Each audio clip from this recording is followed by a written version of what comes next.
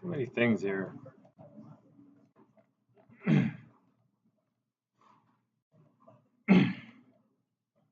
All right, last thing. Yes, Michael. Yeah.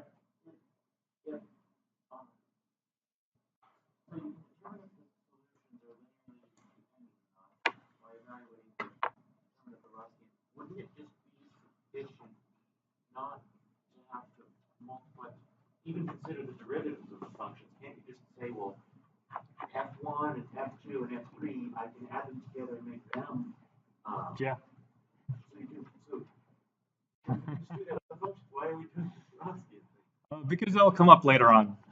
Yeah, it'll be a neat tool for us to deal with some non-homogeneous differential equations that we're going to run into. We will use the Wronskian again. Yeah. You guys understand what his comment was? Because a lot of times you could tell if especially if it's two functions, if you have two functions, you can easily tell if they're linearly dependent or independent. Because then, one of them would just be a scalar multiple of the other. And then that's easy to, and then even with three functions, you might be able to determine that.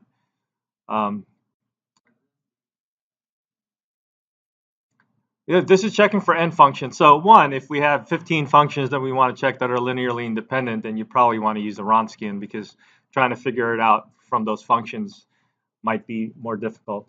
And two, like I mentioned, there's going to be a use for the Wronskian later on that would compactify our formulas a little bit.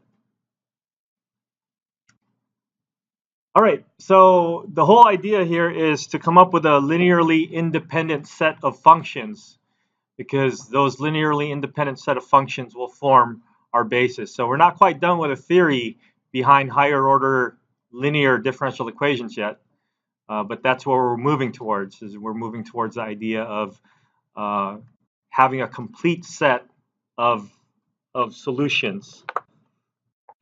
So I'm not going to say much more about this. We did this last time.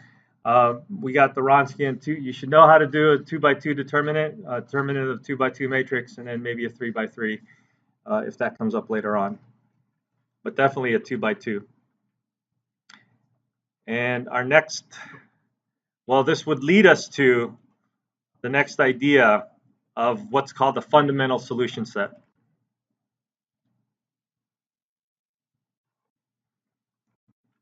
So let's talk about the definition, and then let's talk about the existence of a fundamental solution set.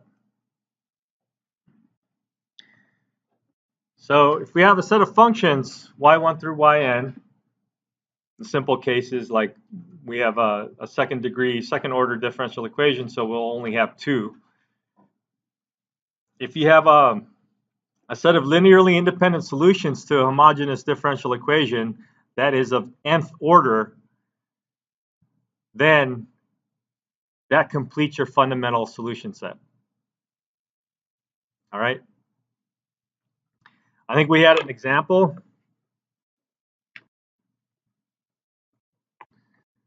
Before, where we had y double prime minus y prime is equal to 0. Right? And I think we found that e to the x was a solution. Does that work?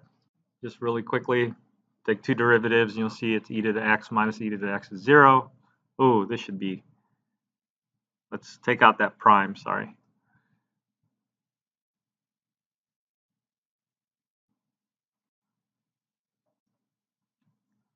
And y equals e to the negative x. So if we label these functions y1 and y2, then these two are linearly independent. We saw that already. y1 and y2 are linearly independent. And there's two functions, and this is a second order differential equation. So those two functions must form our fundamental set of solutions, or fundamental solution set.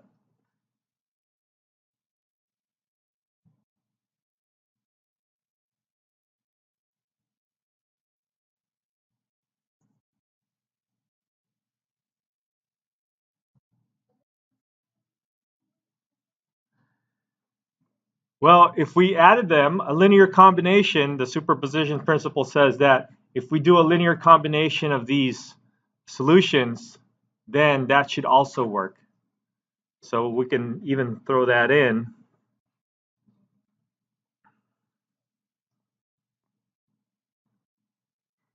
Let's call it y equals not just adding them, but a linear combination. So some arbitrary constant times e to the x plus another arbitrary constant times e to the negative x is a general solution.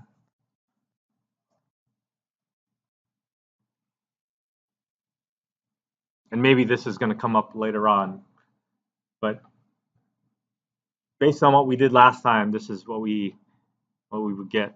And so again, without proof, there's an existence, and then the whole idea of uniqueness will come up later on. So existence of a fundamental set, there exists a fundamental set of solutions for any homogeneous linear nth order differential equation. It means we can always find the solution. And we'll show how to do that. Maybe not this time, but next time for sure. Okay. So let's label this Wronskian and fundamental solutions.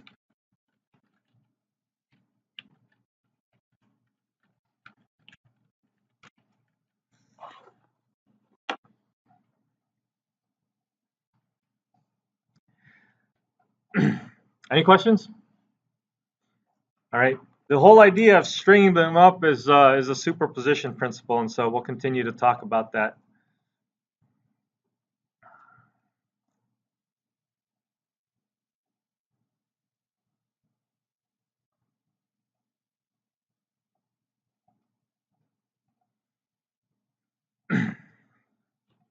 What's next?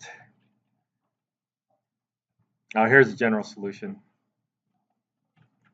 It should have been added on.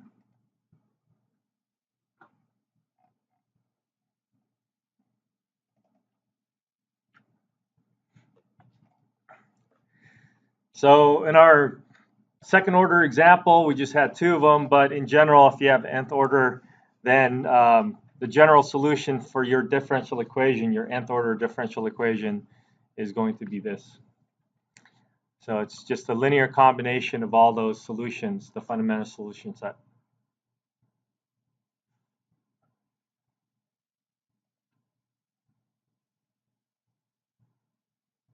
Yes.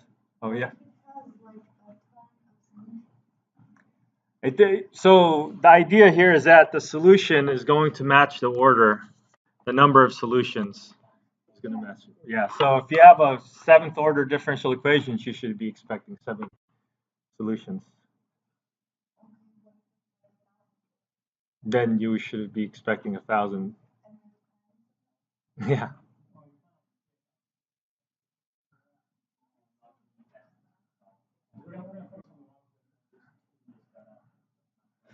Two, maybe three. Yeah. In general, the differential equations are first order and then a lot of second order stuff.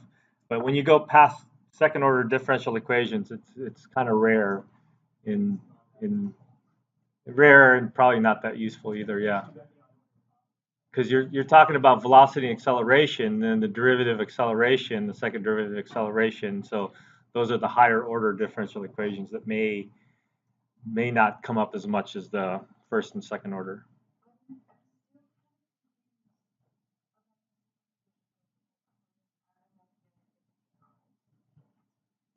Well, there's nothing to it really. It works. Yeah, and we did some checking and we found that it did work. So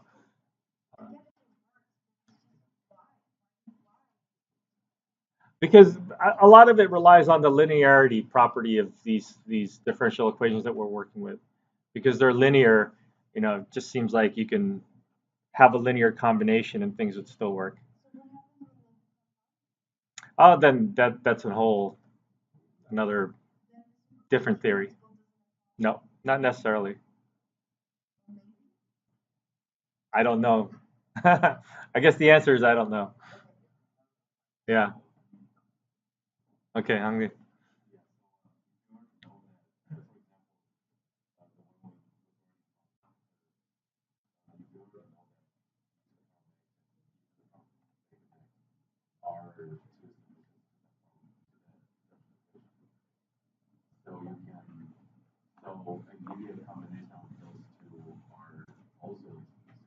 Is a solution. Not only that, but we want to generalize as much as possible.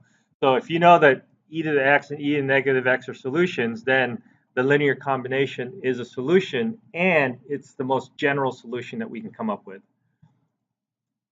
And so you're going to have to somehow solve for the constants. If you want a particular, if you have an IVP, and so you have this in some initial conditions, you would use those initial conditions to solve for your unknown constants.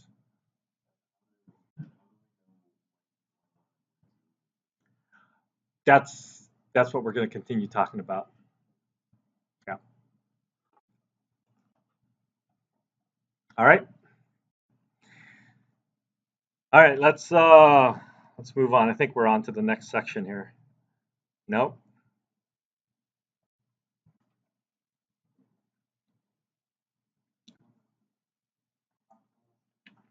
Not yet on to the next section. But we are going to switch from homogeneous to non-homogeneous.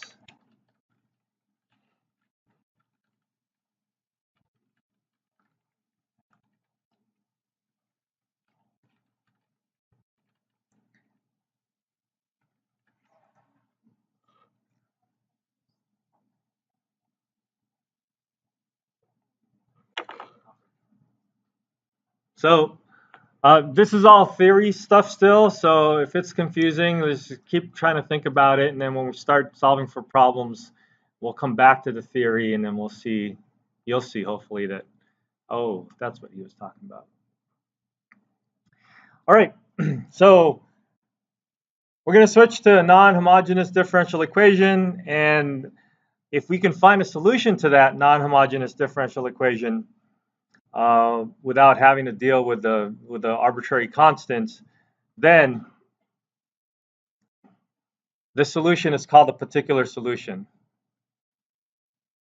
So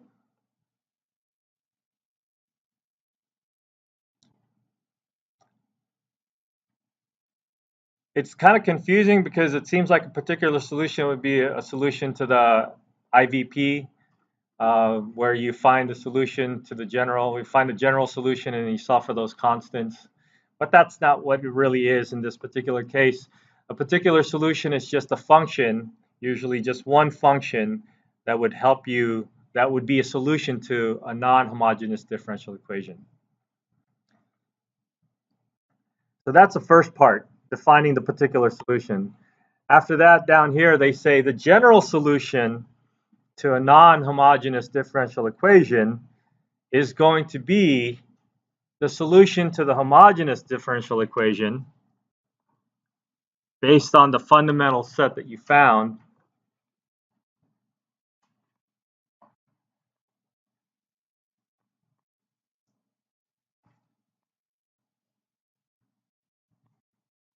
Plus, you tack on the particular solution that you found for the non-homogeneous part.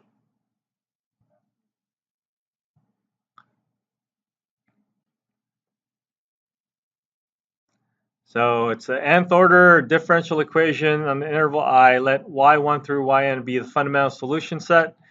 The associated homogeneous differential equation, then the general solution is going to be the linear combination of all those in your fundamental set plus that particular solution that you found. So this idea uses what's called a superposition principle, where you just add on the other solution that you found. You keep adding on to it. Michael.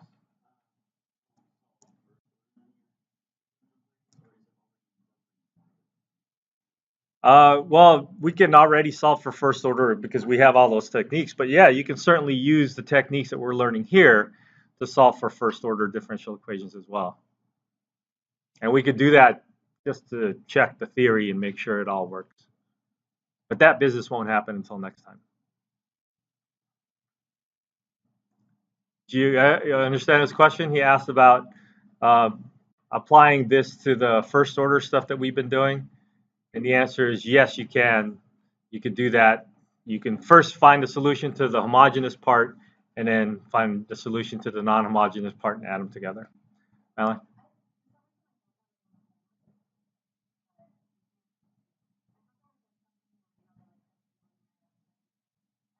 Oh, is it the homework that's coming up or the homework that you've done in the past? Oh. No, there might have been one or two problems where they asked you that to kind of get you prepared with for this idea, but in general, I think it's usually. Oh, the other thing is that this has to be linear differential equation, so we're looking at the linear examples. So maybe it came up, but it was either a foreshadowing or just a coincidence.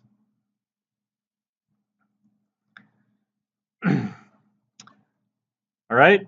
So I think this idea comes from the superposition principle, and this is essentially the same thing, but this can be found in your book. I don't know why I didn't type it up myself. Find a particular solution. What you could do is you can find a bunch of particular solutions and then string them up together. This whole idea of just finding solutions and then adding them all together. It's kind of weird, but that's the whole idea behind the superposition principle. So what they're saying here, let me see, I'm trying to get it copied.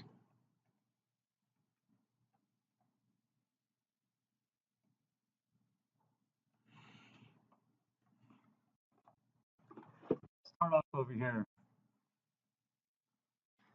So let's say you're trying to find a particular solution for this differential equation where the right-hand non-zero side, the non-zero right-hand side, is a function, but it's actually a function with a bunch of different terms, right?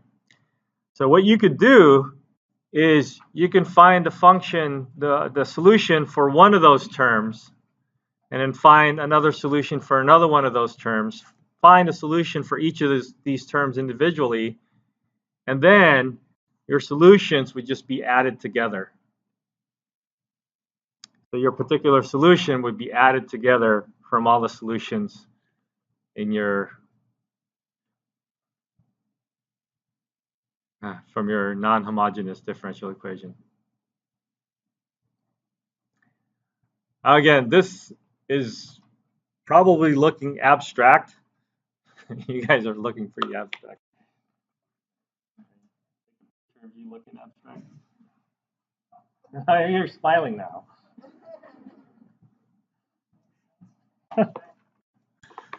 So this might seem abstract at this point, but again, when we start doing problems, it might make a little bit more sense. So one more time, what they're doing here is that they're finding solutions to non-homogeneous differential equation where the right-hand side is a bunch of terms. The function has several terms, and by terms, I mean things that you're adding and subtracting. Okay, so based on these terms, what you could do is you can find the particular solution for the non-homogeneous differential equation with only one of those terms, because that's probably easier than putting all these together. And then you get a solution for that. And then you get another solution for, if you do another term, you get a particular solution for the non-homogeneous with that second term and that third term, etc.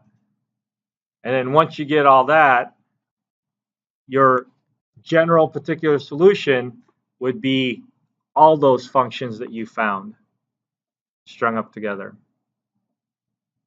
Pardon me? Added together. Notice that there's no arbitrary constants for this because we're looking for particular solutions. Okay? So this is one of those things where at this point it might be difficult to see and to look at, but when we start doing examples, we'll come back to this and say, hey, remember that superposition principle for non-homogeneous differential equations, finding particular solutions. So this is it. All right? Because I can't come up with an example off the top of my head. So we'll just wait for the actual real examples to come up later on. All right. Let's we're still not going to solve for differential equations like from scratch. This next section talks about what's called the reduction of order, which allows us to find a second function for your differential equation if you already have one. So we're going to assume that we have a solution already, and we're going to try to find one more solution.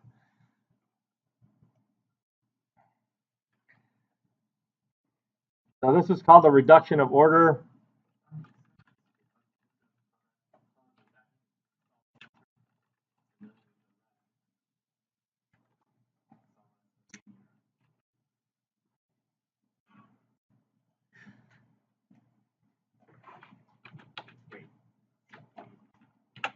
Well, let's see what it says.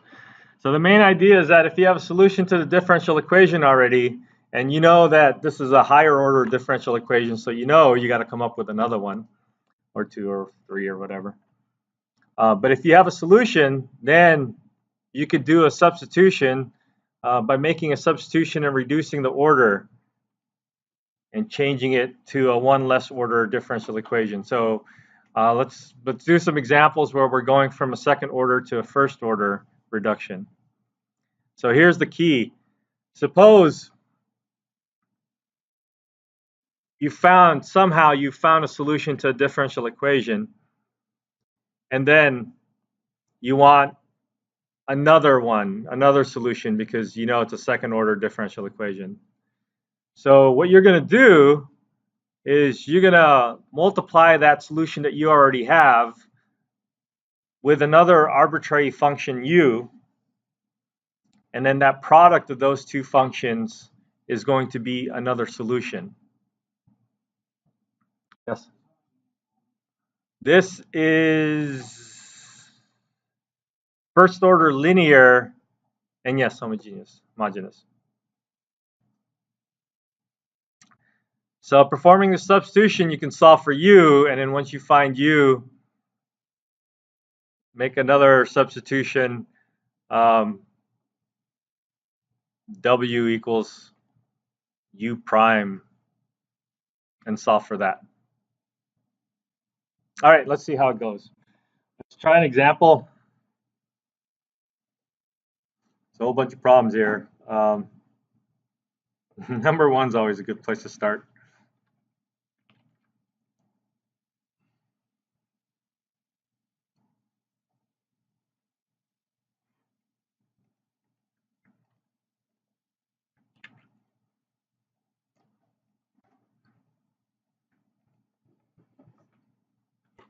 So here we have a differential equation, and they gave us a solution. They gave us one solution to our differential equation.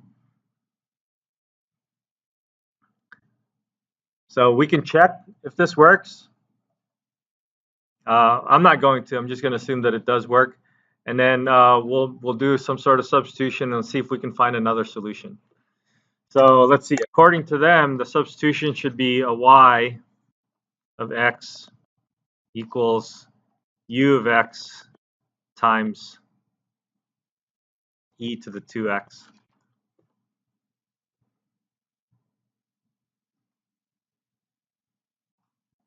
So that's the solution to this differential equation. So let's do a substitution and put it into this differential equation, which means I have a y here. I need y prime and y double prime. Ooh, this is going to require some product ruling. So y prime of x is equal to derivative of the first times the second plus the first times the derivative of the second. I think there's a 2 that comes out of there. And then we need another derivative, another product rule. So u double prime. I'm going to drop the of x parentheses here since That's going to be hard to carry. So derivative of the first times the second plus the first times the derivative of the second. So that's the derivative of the first term of the first derivative. So we got to take the derivative of the second term. We'll have a 2 out here, and then derivative of the first times the second plus, I'll distribute the 2 first times the derivative of the second. So that would be another 2. Can we combine anything? 2 middle terms?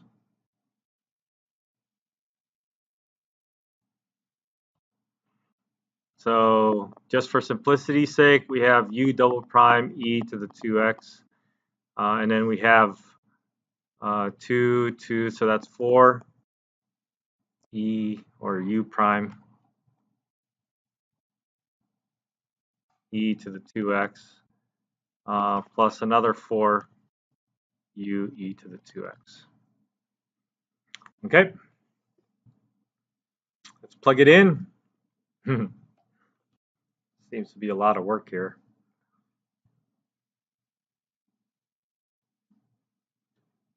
Why don't they just give us the answers? Let's plug it in. We got u double prime e to the 2x plus 4 u prime e to the 2x plus 4 u e to the 2x. So that's that first term. Now we need y prime. That's u prime e to the 2x plus 2 u e to the 2x. So that's y prime. Then we have 4, and then just u e to the 2x equal to 0.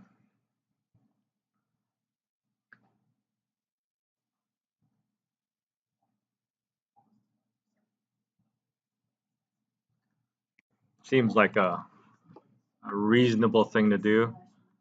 So e to the 2x out of this first term, u double prime plus 4u prime plus 4u.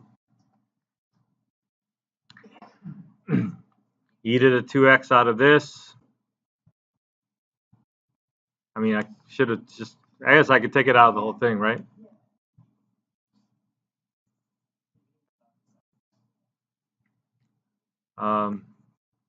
U prime plus 2u and then 4u.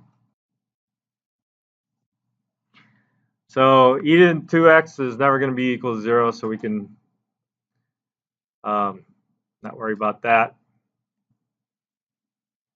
When we simplify this, let's see if we can combine like terms. We have u double prime. That's the only thing that we have that's double primed. We have u prime, 4 minus, this is 4u prime, and this is minus 4u prime, right?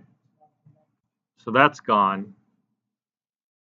I should cross this out with a different color pen.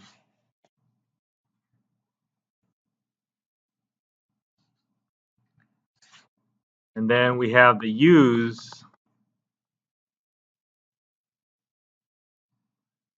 We have a 4u. This is 4 times 2. That's 8u negative. And then the 4u. Does that cancel also? Yeah. Also.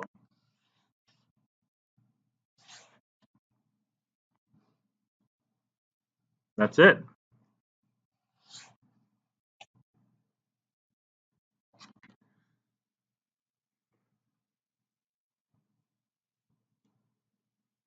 Wow. Now what? So if this was a little bit more complicated, I think we seem to have come into a problem where you didn't need to do this. But if this was more complicated, you might want to reduce your order from a second order differential equation to a first order by doing this business. But that doesn't seem to matter in this particular case. Remember that your solution is supposed to be u times e to the 2x. So what we want to do is we want to solve for u. So u prime is going to be the antiderivative, which is going to be a constant.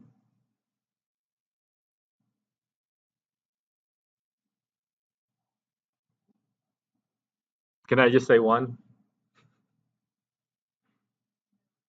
No?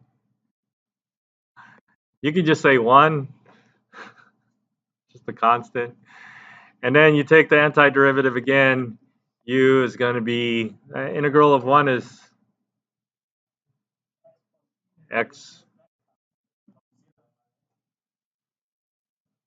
Sure.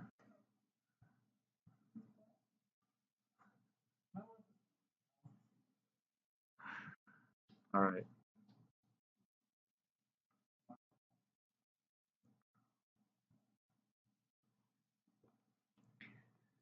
So u looks like it's just this.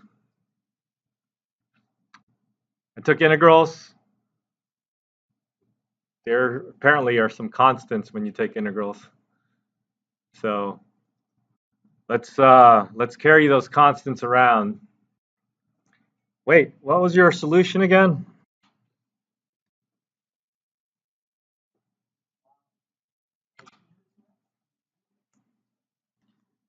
So y is supposed to equal to u c1 x plus c2. So this is u, right? And then e to the 2x. Oh, I don't know if I want to use c1 and c2.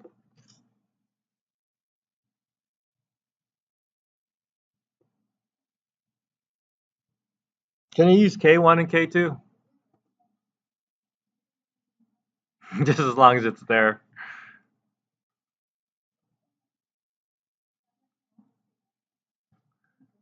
We might use c1 and c2 later.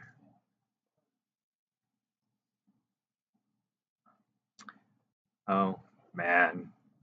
I don't have a quick way to change pens. I used to. Oh, I don't want to use C. What did I say? K? K1. So this is K1x plus K2. There's your second constant. So we end up with K1 and K2.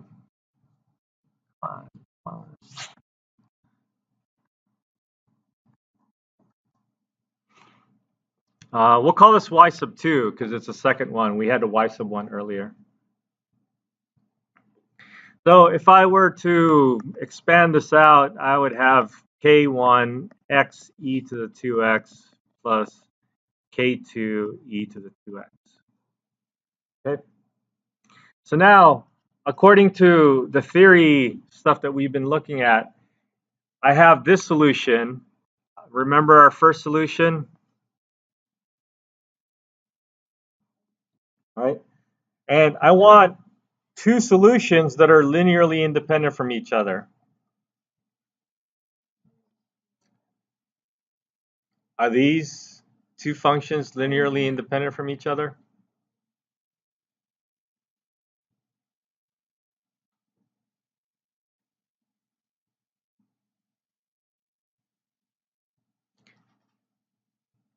They're kind of linearly independent from each other, but they're not really linearly independent from each other. Are they linearly independent? Yeah. So, but these are arbitrary k's, right? So look at your two solutions, and if I were to write a general solution,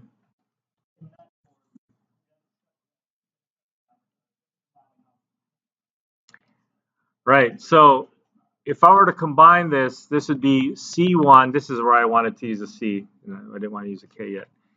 C1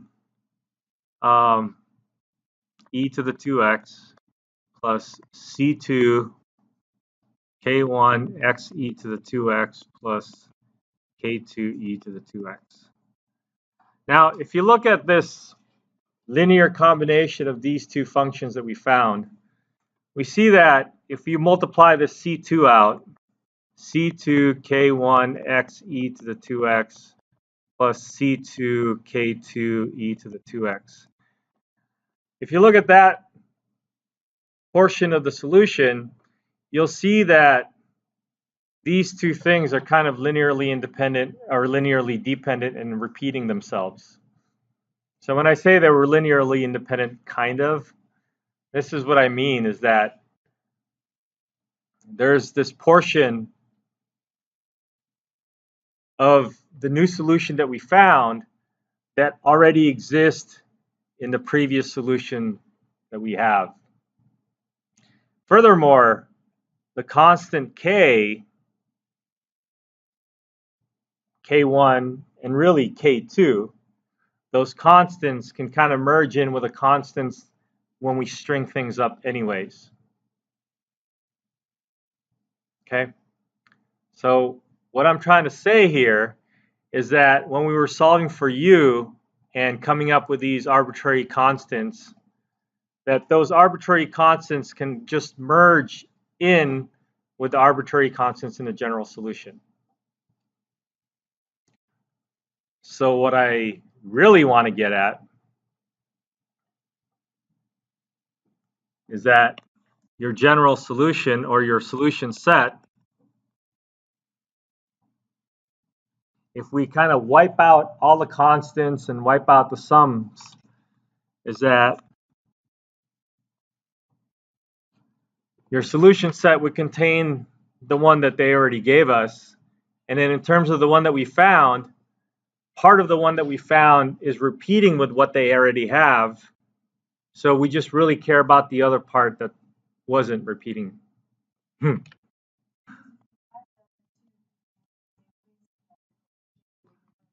Yes, you can just add them anyways, and so that's not a big deal.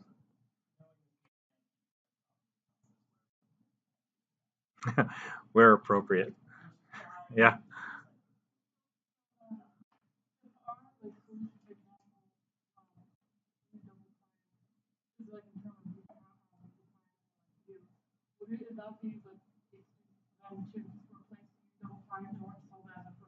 Yeah, so it didn't happen in this particular example, but we should do another one where it does happen. And yes, we need to do that W business. Okay, so these two functions are our fundamental solution set. And what we should do is put it back into the original differential equation to make sure that it works. Okay? Separately, yeah. And then we can assume by the superposition principle that if we put them back separately and they work, then we can put it back together and they should still work. Oh, separately, I don't want to do this one. Let's do the one that we found, because this, they gave us a solution, so it must work. So let's just check. Y2. So again, our differential equation involves the first and second order, or first and second derivatives. So y2 prime is derivative of the first times the second plus the first times the derivative of the second. And then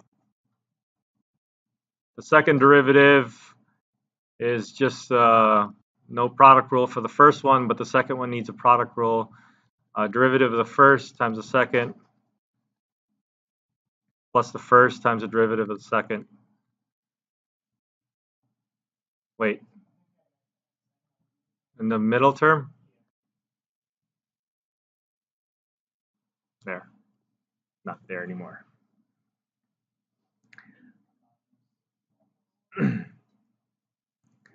So yeah, so we can put these two together, and that makes a 4e to the 2x plus 4x e to the 2x. Now let's put it back into the differential equation. I think it was y double prime. Was it plus or minus? 4y prime plus. All right, so we'll put the double prime in there. 4e to the 2x plus 4x e to the 2x minus 4 times the prime e to the 2x plus 2x e to the 2x plus 4 times y. Well, it's supposed to equal 0. We can factor out an e to the 2x again. And we have a 4x minus 4 minus 2x. I'll write it down. 4 plus 4x minus 4 minus 8x plus 4x.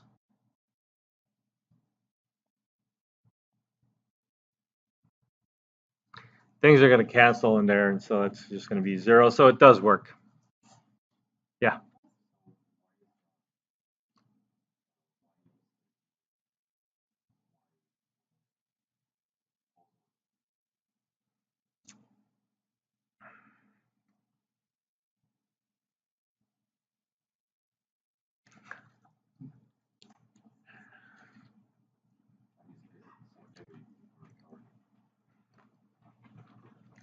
It's a trick.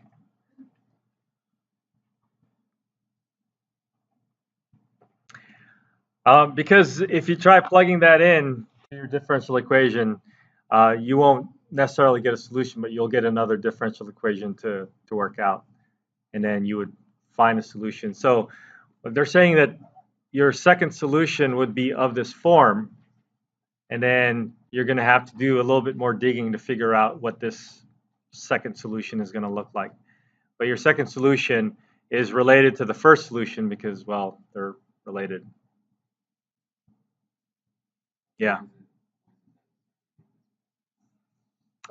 Because maybe people have tried other forms and it didn't work. Like, if you try u of x plus y1, that wouldn't work because you don't know what u of x is equal to. So maybe they tried a few things and they found that this is the one that seemed to have worked. Like,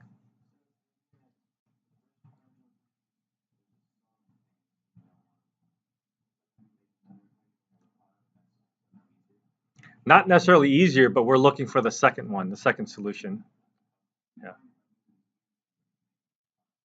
Right. Because the solution, your full solution for your differential equation has to have as many terms as the order or the differential equation. Alan?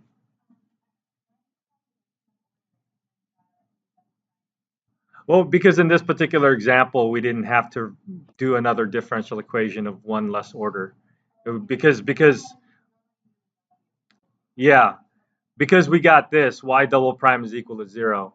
Normally you get y double prime plus something with a y prime is equal to something, and that's when you get to reduce the order.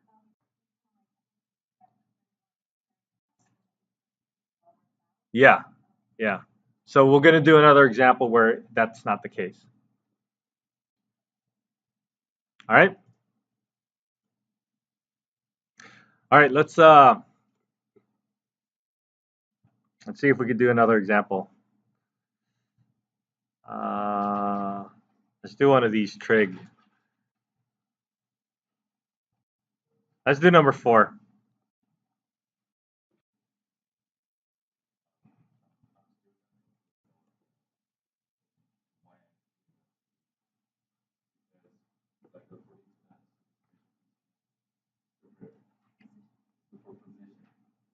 Yeah.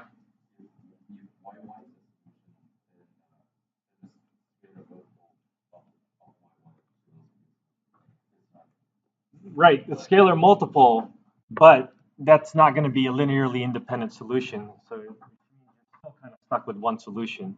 You want to find a second solution that's not linearly independent from the first one. That is linearly independent, thank you. It's not linearly dependent. So you want to find a second solution that's linearly independent from the first one that you got. All right, let's do another example.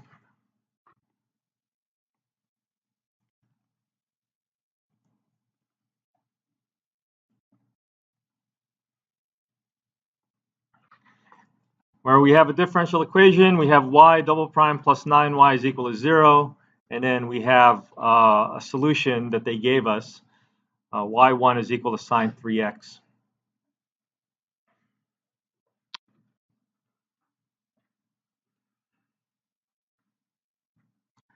So again, we're going to assume that this actually works for this differential equation.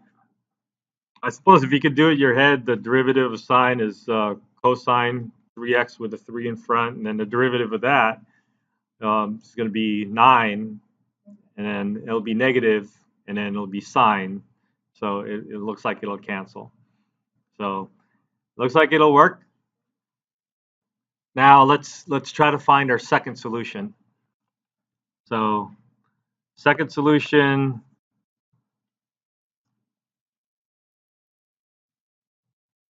is of the form y is equal to u times sine 3x. We need two derivatives. So y prime and y double prime, derivative of the first times the second, plus the first times the derivative of the second.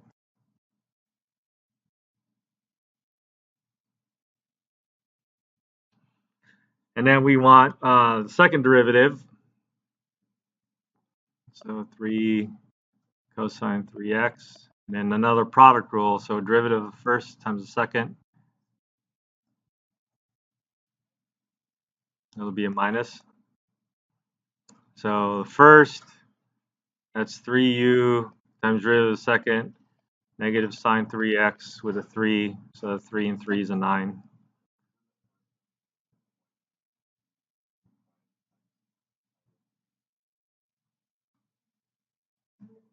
Oh, yeah. Oh, crap. Means I gotta, that means this whole second one's wrong. Thanks for catching that. All right. Let's try it again. Y double prime. So derivative of the first times the second plus the first times the derivative of the second. And then now derivative of the first times the second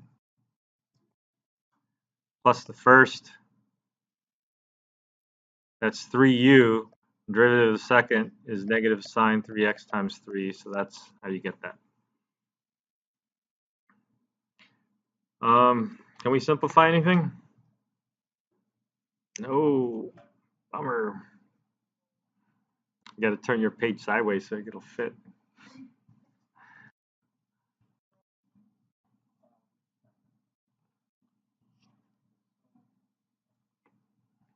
Is my derivative right? I feel like I should just use Mathematica to make sure it's all correct.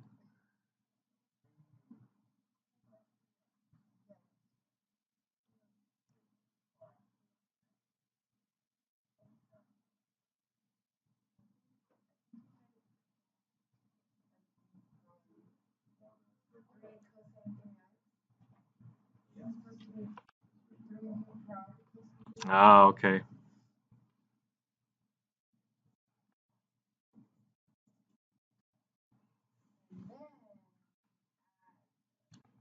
No, yeah, there you go. So y double prime is equal to u double prime sine 3x plus 6u prime cosine 3x minus 9u. Wow. Okay.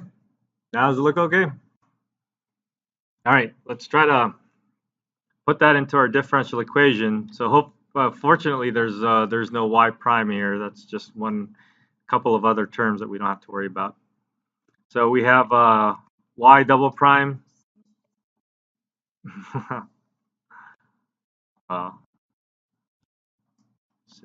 6u. Haven't gotten that savvy yet.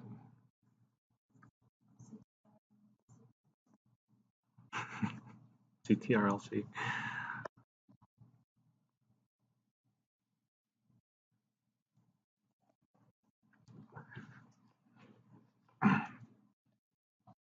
All right. Can we simplify anything? Oh, we get these two, right?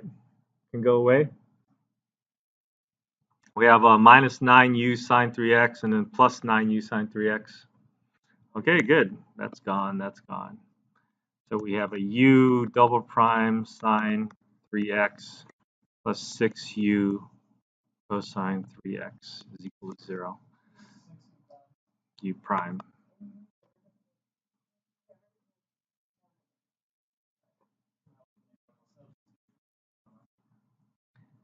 So the substitution that we didn't get to do last time, I will have to do this time.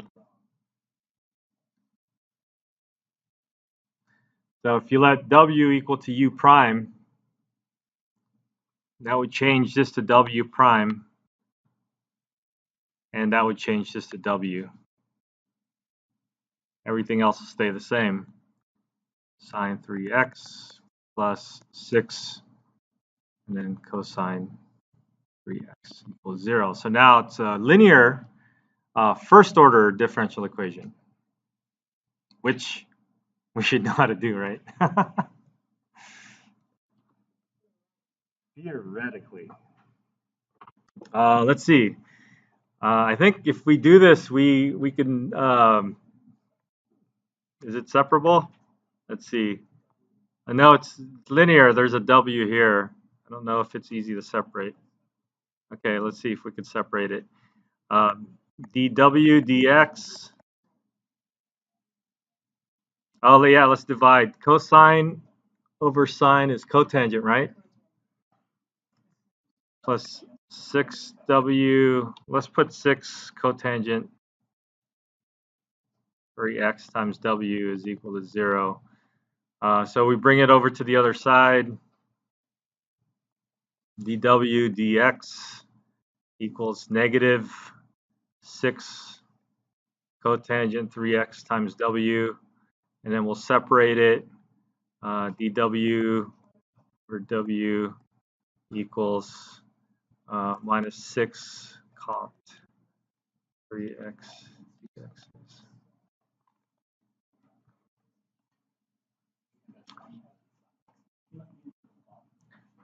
So ln of w is equal to minus 6. So you guys remember the formula for tangent? Is it like ln secant squared or something?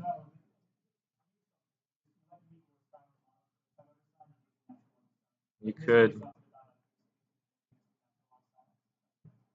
All right, so cotangent is cosine 3x over sine 3x. So u substitution would do, right? U equal to sine 3x. du is equal to positive, negative cosine 3x dx. Oh, is it a 3 or 1/3? I don't know. And then we got a negative 6 over here. And then so the integral is negative 1/3. And then this would just be 1 over u, right?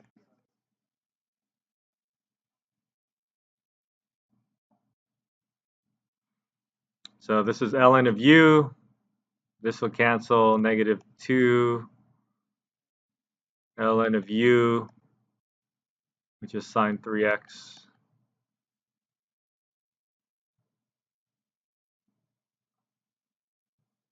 That it?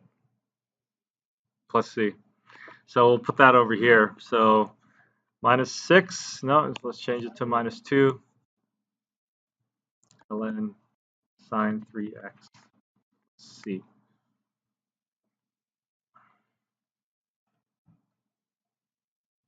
So remember that constants, when you're running the constants in the middle of it, it all just kind of merges into other constants.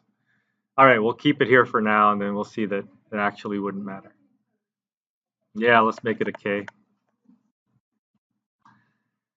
All right, so we'll do the ln business. Let's take this 2 over to the other side, or to the power, before we can take the e. So this is actually ln of sine 3x to the negative 2 power.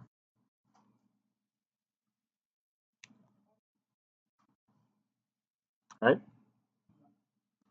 And then so W is equal to, and then we'll take the K out as a constant. So that becomes an A times, and then just this sine 2. So that's W. What are we solving for again? U.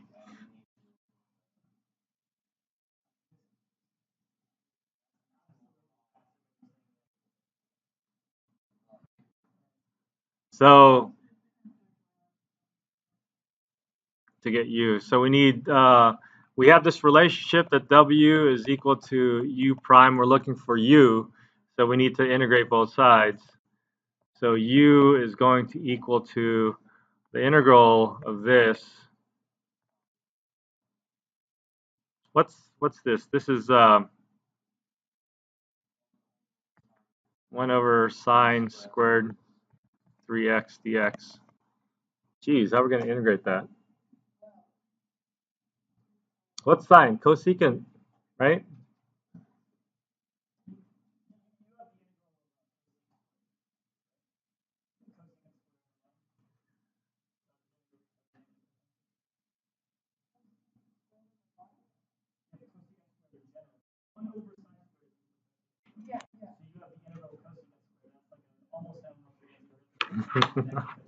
Almost elementary. So good thing you guys get a sheet of notes for your test, huh?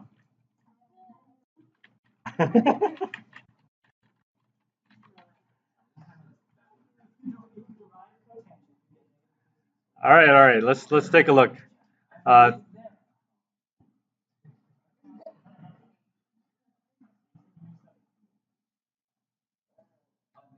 Where?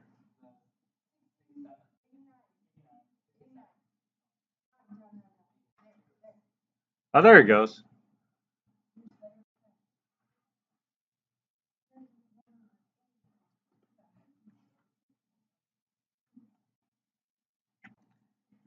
So it'll be this thing, right? So negative 1/3, right? Times cotangent 3x. So A times negative 1/3 cotangent 3x.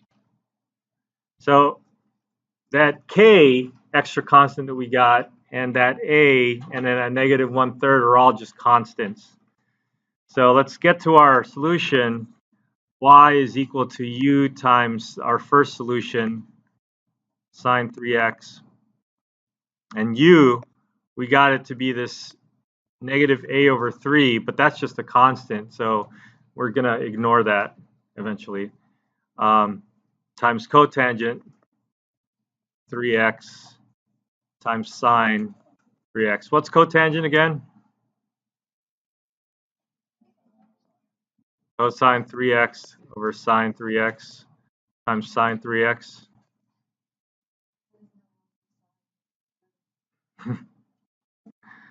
It's cosine 3x with some constants. So that is our second solution. So y1 is equal to sine 3x, y2 is equal to cosine 3x. And then we can ignore the constants because we're going to come up with those constants when we string them up together anyways. So our general solution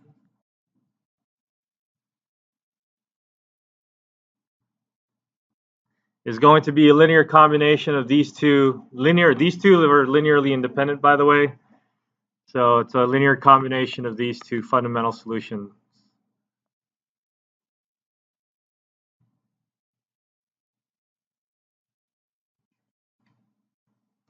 And if you take that and plug it back into the original differential equation, you'll see that it should work.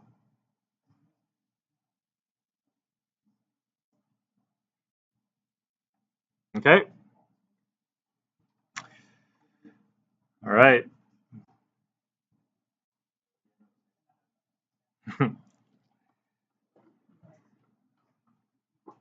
So I was thinking about giving you guys an assignment